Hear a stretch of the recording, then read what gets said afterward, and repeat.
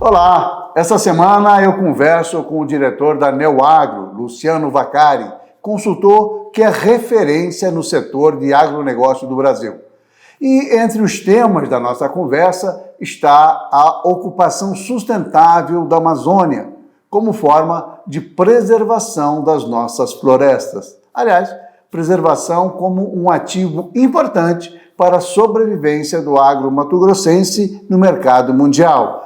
Luciano Vaccari, seja muito bem-vindo, meu amigo. Muito obrigado por ter aceitado o nosso convite para mais uma vez a gente falar sobre o agro de Mato Grosso, falar sobre a nossa economia, enfim, as perspectivas aí para o agro nesse momento que a gente está vivendo aí de possibilidade, de novas possibilidades políticas, enfim.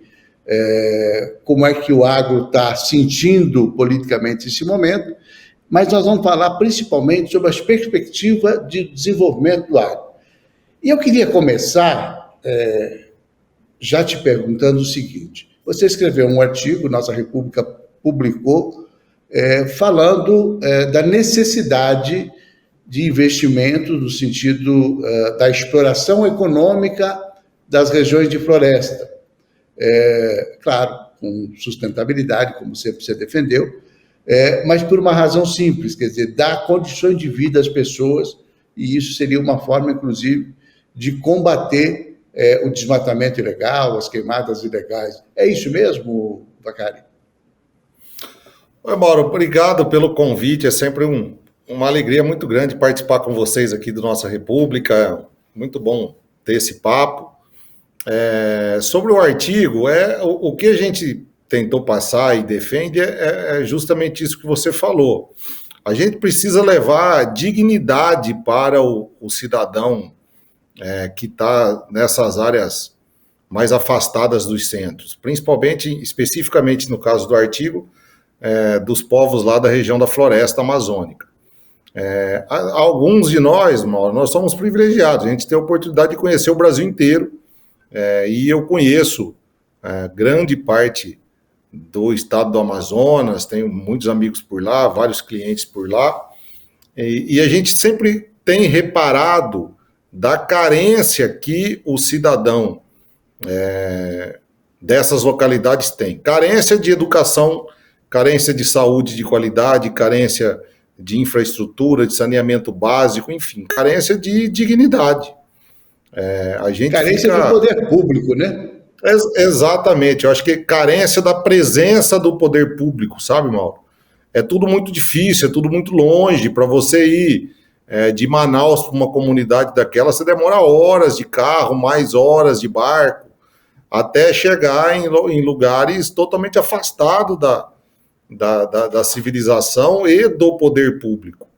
E eu acho que a melhor maneira de você preservar o meio ambiente e arrumar parceiros para ajudar o Estado a cuidar daquele patrimônio, que é um patrimônio universal, é justamente de você levar o desenvolvimento econômico para lá.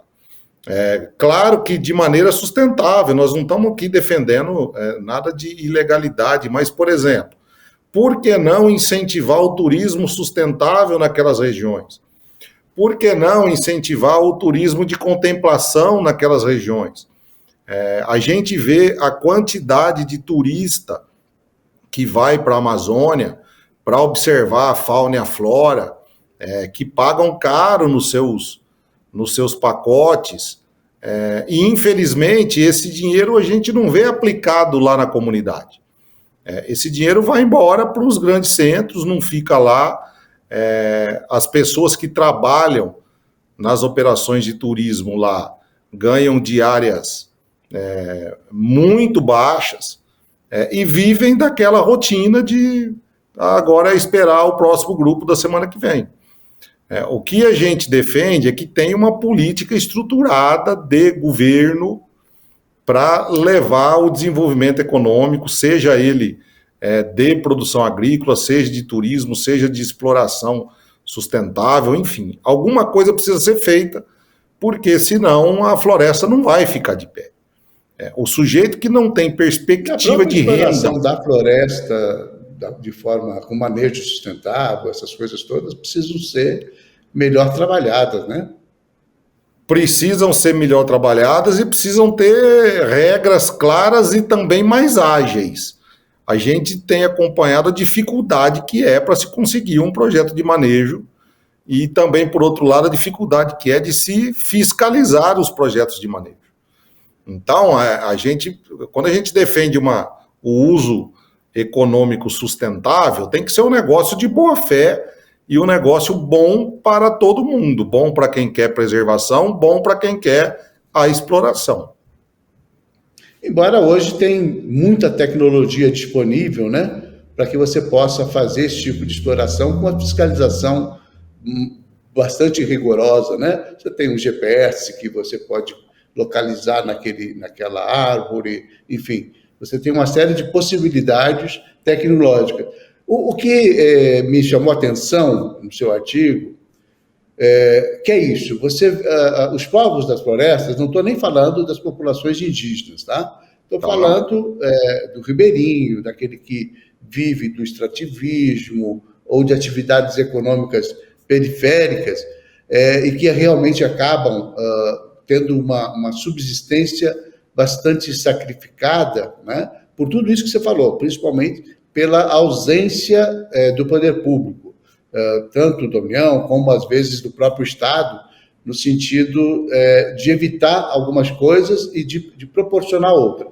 De um lado, proporcionar a estrutura pública dos serviços públicos, fomentar o desenvolvimento econômico sustentável, que só é possível isso, e, de outro lado, impedir com isso, e isso que me chamou muito atenção nos seus escritos, é a ocupação pelo crime, seja pelo tráfico de drogas, seja pelo garimpo ilegal, seja pela invasão de terras indígenas por essas atividades, enfim.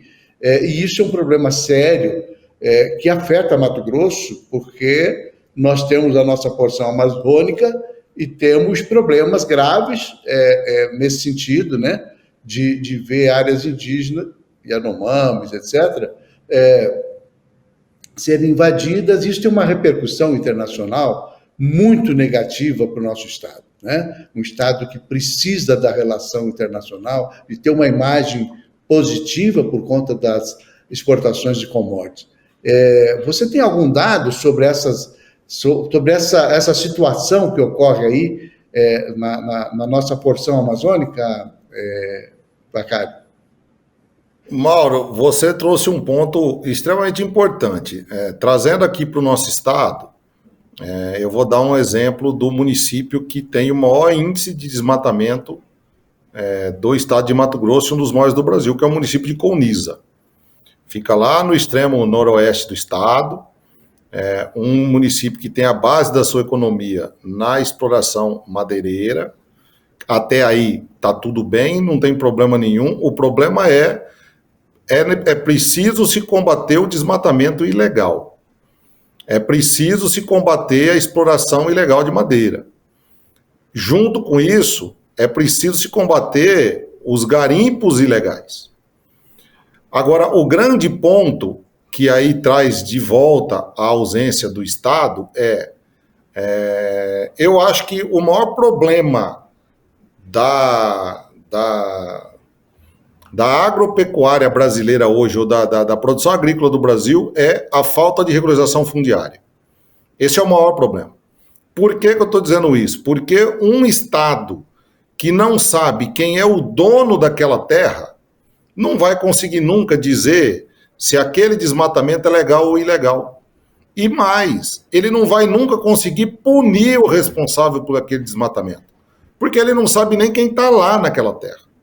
E aí a gente vê, quando a gente analisa esses índices de desmatamentos ilegais, a gente vê que a grande maioria deles acontecem em áreas da União, áreas de unidade de conservação, áreas que foram invadidas por grileiros de terra. Esse sujeito não é produtor rural, ele é um grileiro de terra que se aproveitou da ausência do Estado para ir lá e fazer e ter algum tipo de benefício econômico de uma área que não é dele, que ele não poderia estar ali. A partir do momento que o Estado garantir a regularização fundiária e dizer para o sujeito, olha, a partir de hoje você tem os seus direitos e os seus deveres, eu acho que fica até mais fácil de se fiscalizar. E uma coisa interessante, quer dizer, dentro do que você falou, o governo do Estado tem uma tecnologia importante aí no sentido de identificar o desmatamento, identificar queimadas, localizar isso, mandar fiscalização nesse local, e muitas vezes pedir multas, né? Multas bastante substanciais por conta da gravidade do crime ambiental. Mas a gente percebe que, apesar disso, quer dizer, o desmatamento ilegal continua acontecendo, as queimadas ilegais em regiões que não poderiam continuam acontecendo, e você acaba revelando a razão, quer dizer, é grilagem, é área da União, é terra de APP, é terra indígena, que acaba sendo invadida. E aí eu pergunto, isso prejudica muito o setor produtivo de Mato Grosso, por conta daquela história da imagem do nosso Estado, como agora mesmo a União Europeia está impondo aí uma série de restrições, né, para comprar carne de Mato Grosso, e daqui a pouco vai virar tudo, né, carne, soja, algodão, enfim, por conta dessa dificuldade que está colocada, quer dizer, acaba que quem é originário não fiscaliza, o Estado não consegue estar presente, a grilagem é efetiva, enfim, você tem uma série de facilidades para o crime, né, para que ocorram atividades ilegais, e o combate não basta você ter um satélite localizando as áreas degradadas. Você precisa ter uma atuação mais proativa, né, na região de investigação, etc., de prisão mesmo de pessoas que estão lá de forma ilegal e atuando de forma ilegal. E aí me preocupa muito porque precisa dar efetividade, precisa dar fim a essa discussão de que Mato Grosso, os estados amazônicos, mas que Mato Grosso principalmente, tem essa característica de permitir a ilegalidade do desmatamento e das queimadas.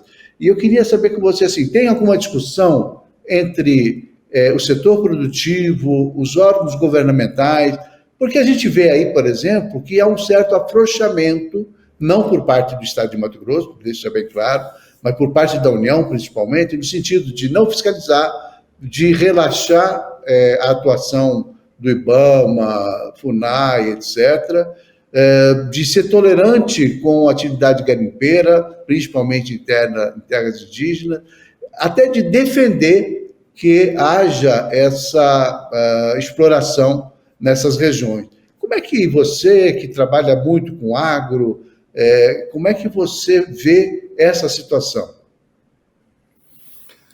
Eu acho que o resumo disso tudo é o dano da imagem da produção agrícola do Estado. Ponto. Resumindo, é isso. Por quê? Porque a gente acaba pagando por 1% de grileiros de terra que acabam contaminando a imagem do Estado, que é o maior produtor de carne do Brasil, o maior produtor de milho, soja e algodão do Brasil, o maior produtor de etanol do Brasil. A gente não pode... Eu acho que as entidades do agro do Estado não podem permitir que essas pessoas continuem contaminando a imagem do setor produtivo dessa maneira. Eu acho que deveriam ser cobrado do Estado uma presença maior. Porque o grande problema é a sensação de impunidade. Quando o grileiro vê o desaparelhamento das ações de controle, das entidades de controle, quando ele vê as mensagens que são dadas publicamente de que a fiscalização tem que diminuir, de que o garimpo ilegal a pesca ilegal vem acontecendo constantemente, diariamente, à luz do dia, nas reservas indígenas e nas unidades de conservação. Quer dizer, a mensagem que se passa é de que ali não tem regra. E isso não é verdade.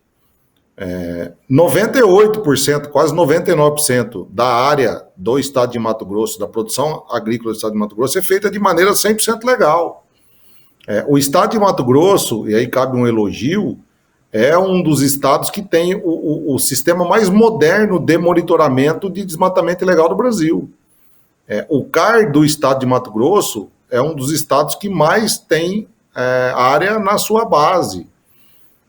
Eu acho que o que falta é a presença, e quando eu falo Estado, é a presença do poder público.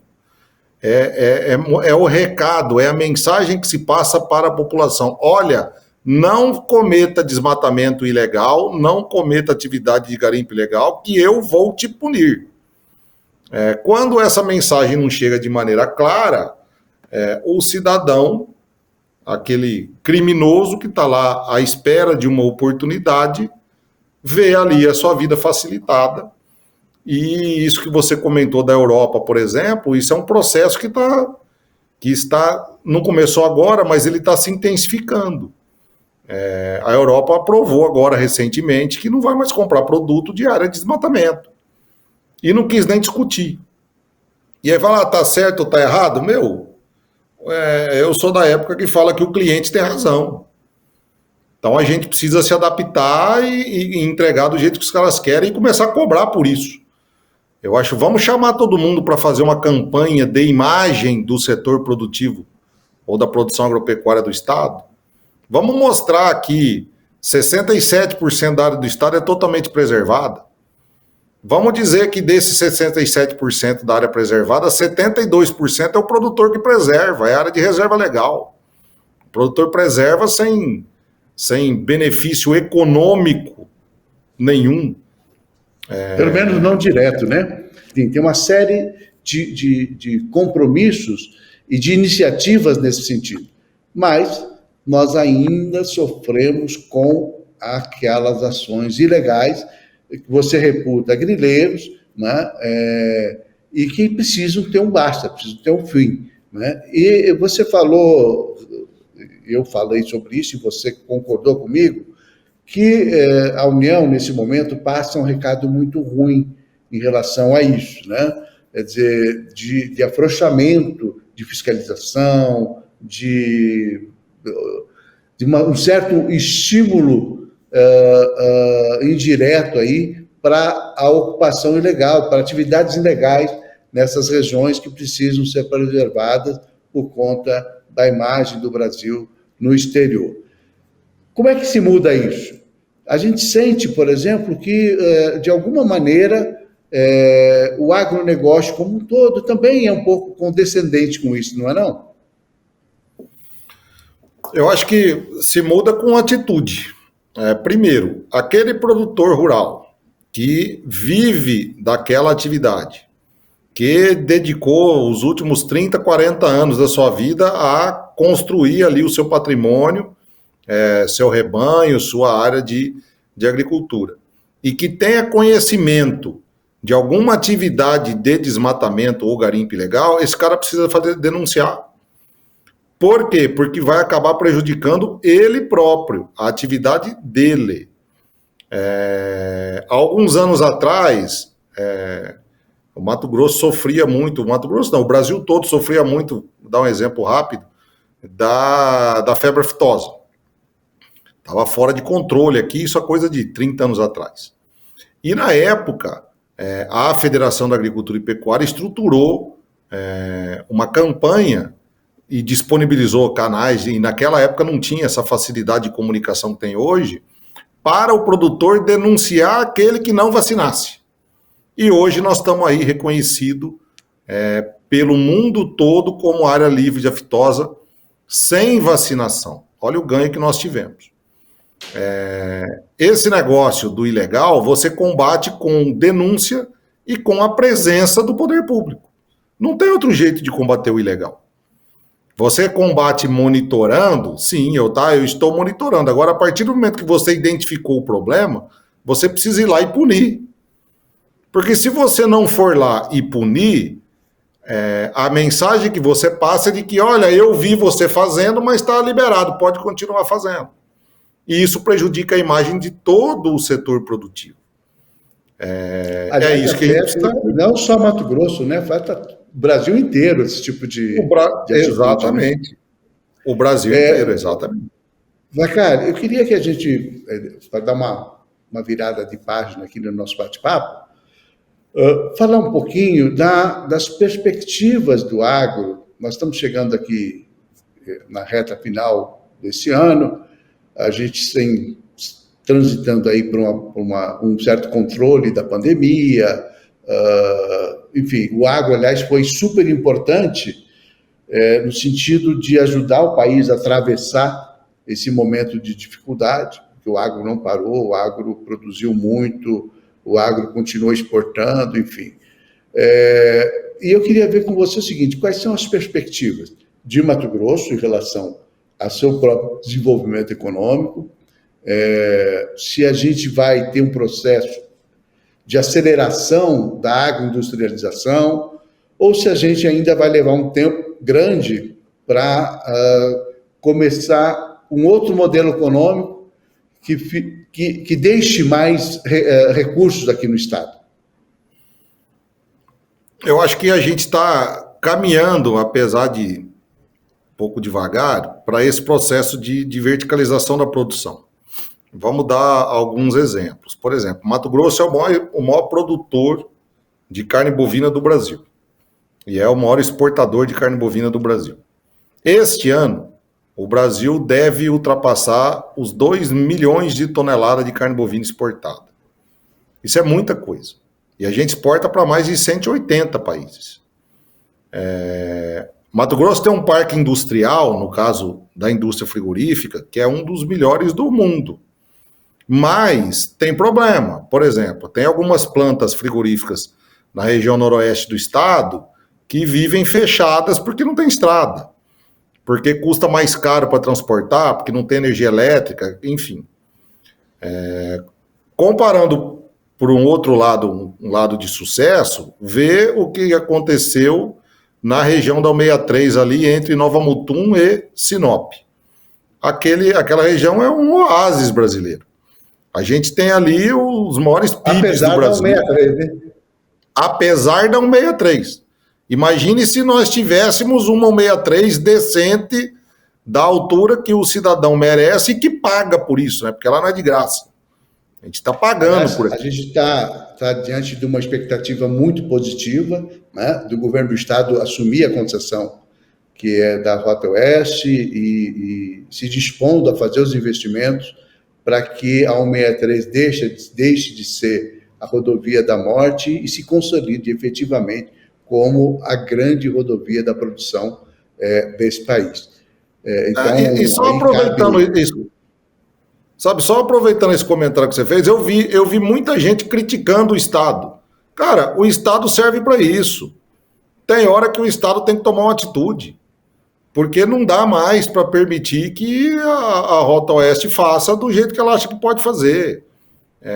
Quem tem a oportunidade de andar de carro ali, o cara gasta uma grana com pedágio e anda em rodovia com buraco, com pista simples. Quer dizer, é uma vergonha.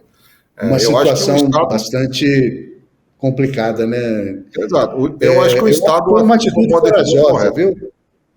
Corajosa e correta. Tem que resolver o problema. A sociedade não pode ficar pagando com vida essa situação que não foi nem o Estado que criou, quer dizer... Exatamente. Uma situação bem complicada. Vamos resolver o problema. Muito bom. E aí? Vamos seguir em frente no seu raciocínio. Desculpa aí. Se a gente pegar ali, entre Nova Mutum e Sinop, a gente tem ali as grandes indústrias de produção de aves e suínos do estado. A gente tem ali as grandes indústrias de etanol de milho do estado. A gente tem todas as trades mundiais ali naquela região. A gente tem os melhores IDHs do estado e a gente tem vários municípios em franco desenvolvimento. O que é isso? Isso é verticalização da produção. Ao invés do estado de Mato Grosso transportar milho em carreta até o porto de Paranaguá, ele transporta frango congelado. Ele transporta suíno congelado em container que vai ser desdobrado e vai para a Ásia. Mato Grosso vive em algumas regiões um processo muito bem estruturado de verticalização. Infelizmente, isso acontece em algumas regiões. A gente vê lá na região sul do estado, a gente vê ali na região da 63, mas a gente não vê isso na região oeste do estado. A gente não vê isso ali em Araputanga, Mirassol do Oeste, São José dos Quatro Marcos. A gente não vê isso nas áreas de fronteira do estado. Essa vai ser a consolidação do estado de Mato Grosso como um grande estado agrícola. Estado agrícola não é só um estado que produz grão, produz milho e soja, produz carne bovina. A gente precisa converter toda a produção de proteína vegetal nossa em proteína animal. Esse é o negócio. Dando o exemplo do etanol de milho, as maiores empresas do mundo de etanol de milho estão aqui no estado de Mato Grosso, gerando emprego, ajudando nesse processo de conversão para proteína animal, porque o DDG é consumido nas granjas, nos confinamentos. Quer dizer, é um grande exemplo onde todo mundo ganha. Acontece que a gente precisa ter estrada, a gente precisa ter energia elétrica, a gente precisa ter imposto, que a carga tributária, e aí não é só do Estado, a carga tributária do Brasil é um escândalo. A gente precisa urgentemente da reforma tributária no Brasil, para poder dar competitividade para os produtos produzidos no Brasil, para a gente conseguir privilegiar, vamos dizer assim, estados produtores como é o estado do Mato Grosso, como é o estado do Mato Grosso do Sul, como é o estado do Paraná. A gente vê lá o Paraná já consolidado como um estado agroindustrial. Mas, infelizmente, Mato Grosso, Rondônia e Pará ainda está longe disso. Rondônia e Pará muito mais longe do que Mato Grosso. E tem uma coisa interessante que todo mundo sempre argumentou, que a grande dificuldade para o desenvolvimento de Mato Grosso e para a agroindustrialização, antigamente era energia, foi superado esse problema. A estrada, a logística continua sendo a grande desculpa na argumentação de que falta competitividade para produto industrializado aqui. Eu conversava com o Bruno Andrade, do IMAC, sobre a questão da cadeia produtiva da carne. Quer dizer, você percebe que você tem o maior rebanho do país, você tem uma exportação anual de 4 milhões de cabeças de carne in natura, ou você falou 2 milhões de toneladas, é isso? 2 milhões de toneladas vai ser o que o Brasil vai exportar. Enfim, mas isso não alimenta uma cadeia produtiva do couro, do setor caçaldista. Você não consegue fazer com que isso, quer dizer, pelo menos aparentemente essa coisa está muito estagnada, né? Aí você falou da região oeste e eu lembrei que era uma região que, por conta daquele plano diretor, aquele plano enfim, que estabeleceu as vocações para cada região do estado e tipo de produção. A região oeste, você citou, deveria ser uma grande uma região produtora de gado e do restante da cadeia produtiva, né? De aproveitamento, enfim, de industrialização da própria carne bovina, etc. E tal. E isso não acontece na cadeia do algodão. Quer dizer, o algodão continua sendo exportado, levado para fora daqui para ser transformado em roupa.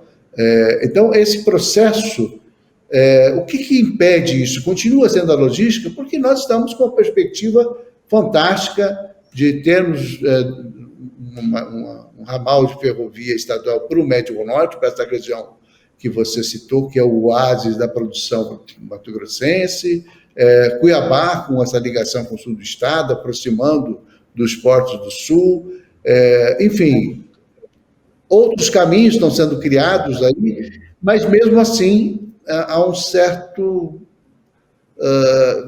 enfim, uma certa demora, uma certa lentidão nos investimentos. Esse processo é assim mesmo? Nós vamos ter que esperar 2, 3 décadas até que chegar no estágio do Paraná, por exemplo? Mauro, os grandes problemas são logística. Por quê? Porque o produto que vem de fora custa mais caro para chegar e o que sai daqui tem que sair mais barato para chegar num custo competitivo lá. Quando a gente fala que um dos gargalos é a logística impacta muito no custo de produção. Por exemplo, o óleo diesel numa cidade do norte do Brasil, do estado, o óleo diesel é mais caro do mundo. Isso impacta no custo de produção.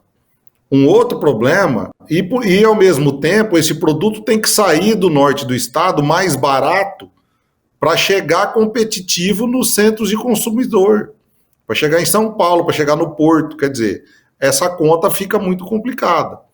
Um outro ponto que pode parecer um absurdo, mas não é a energia elétrica. Hoje, existe no estado várias regiões que ainda não têm energia trifásica e que demora-se muito tempo para conseguir um ponto de energia trifásica. Vou dar um exemplo. O Linhão chegou no município de Vila Rica há menos de 10 anos atrás. A 158, a BR-158, ainda não chegou no município de Vila Rica. E de Vila Rica, em Cuiabá, são 1.300 quilômetros. Fica lá no extremo nordeste do estado, lá na divisa do Pará. Quer dizer, você acaba prejudicando a produção agropecuária daquele estado, daquela região. Sendo que ele acaba sendo privilegiado porque quando os portos do Arco Norte estiverem todos aptos a receber a nossa produção e a gente tiver condição de colocar esse produto até lá, um saco de soja produzido em Confresa vai ser mais competitivo que um saco de soja produzido em Londrina. Olha que coisa maluca que nós estamos dizendo aqui. Agora, para isso, a gente precisa levar a indústria. É fantástica, né? A perspectiva é muito positiva. E um terceiro ponto que atrapalha demais um estado como o estado de Mato Grosso é a reforma tributária. Mato Grosso é um estado muito penalizado com a Lei Candir. Nós não podemos mais continuar sustentando a balança comercial brasileira como a gente sustenta. E quem sustenta é o estado de Mato Grosso. Por quê? Você disse bem agora há pouco, durante a pandemia o agro não parou. O agro realmente não parou, porque não dá para você parar. Você não vai parar uma safra, você não vai parar a engorda de um boi, você não vai parar uma atividade de produção primária. E o resultado disso tudo foi para onde? O resultado foi para o cofre do governo federal. Esse dinheiro, se fosse melhor bem distribuído, teria que vir para o cofre do Estado para gerar investimento em educação, em saúde, em infraestrutura. Quer dizer, um Estado que arrecada tanto como o Estado de Mato Grosso, que ajuda tanto o Brasil, precisava ser melhor ajudado. Eu acho que imposto, energia elétrica e infraestrutura são os grandes pontos que atrapalham o desenvolvimento agroindustrial do Estado. Você falou aí da Lei Candir, que realmente está na hora, mais do que na hora, de repensar, de rediscutir, porque eu acho que, de uma certa forma, a Lei Candir acaba inibindo investimento do próprio agro na industrialização do Estado. Porque fica muito mais em conta você exportar a carne in natura, a soja in natura e tal, do que produzir beneficiamentos aqui, até por conta dessas situações que você coloca. E me parece também que tem faltado ao Brasil um pouco de planejamento do seu desenvolvimento. Você citou o caso do combustível aí na região noroeste, dos custos altíssimos, lugar mais caro do Brasil. Olha, se você tem planejamento, se você tem uma visão estratégica de desenvolvimento, de dar essa coisa de equilíbrio, né, o mínimo de equilíbrio, você consegue ter política pública de subsídio ao óleo diesel para essas regiões, né, que precisam disso para que possam contribuir com o Brasil de uma outra forma. Né?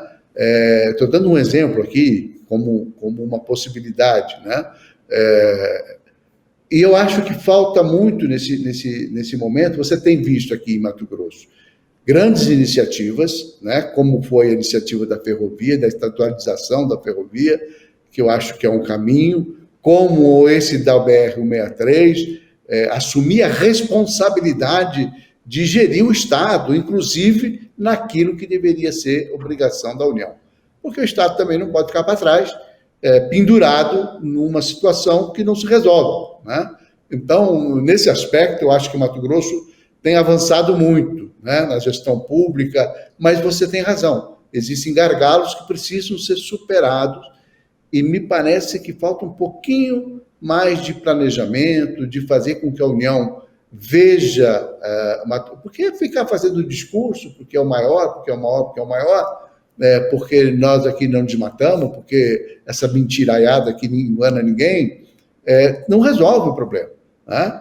Mas assumir essa responsabilidade, como faz o governo de Mato Grosso hoje, me parece que é um caminho para acelerar tudo isso.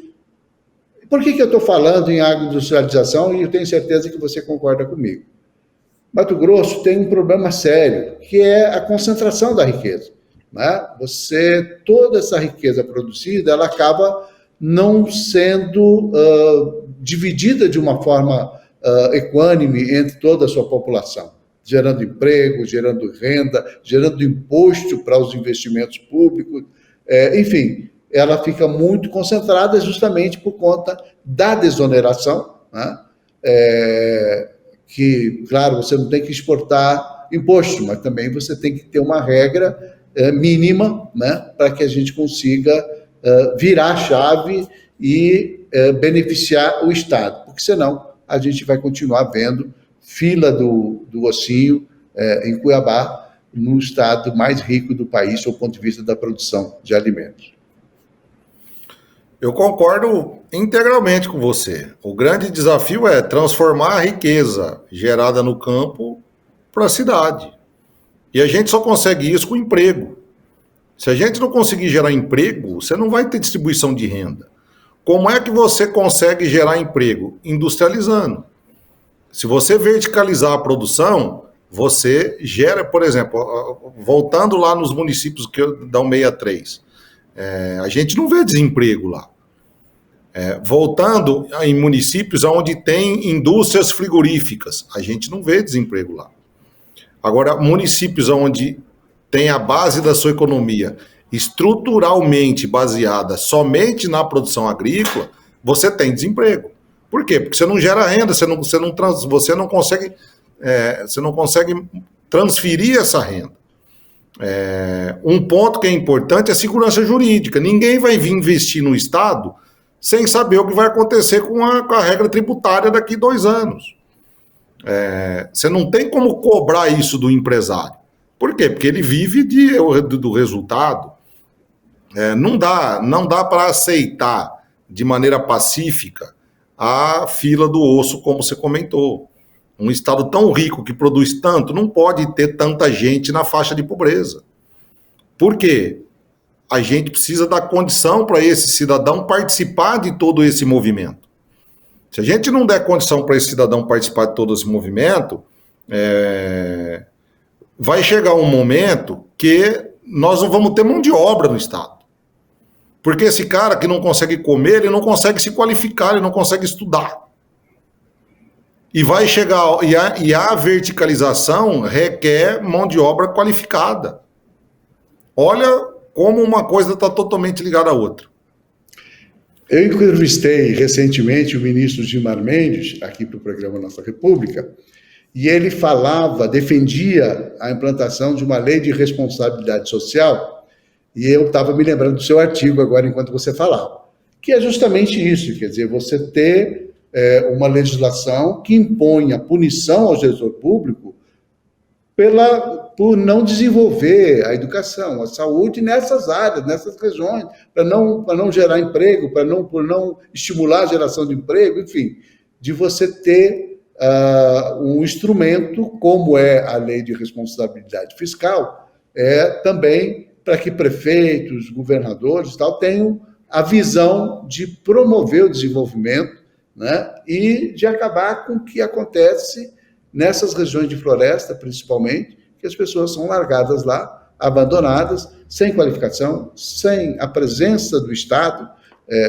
brasileiro, né, no sentido de União e o Estado mesmo, o Estado, seja da Amazônia, seja de Mato Grosso, enfim, do Pará, principalmente nessas regiões de floresta, e é exatamente isso, quer dizer, você precisa ter algum instrumento que estimule, que estabeleça um pouco de compromisso, de planejamento, de uma visão mais estratégica, né? O Brasil tem tudo para ser, talvez, a terceira ou quarta potência mundial, aqui no sentido de econômico, por conta da sua produção de alimentos, etc., e a gente ainda fica se debatendo, discutindo questões que são absolutamente sem sentido, né? Discutindo questões de gênero, questão religiosa, colocando a religião dentro da política como se isso fosse uma coisa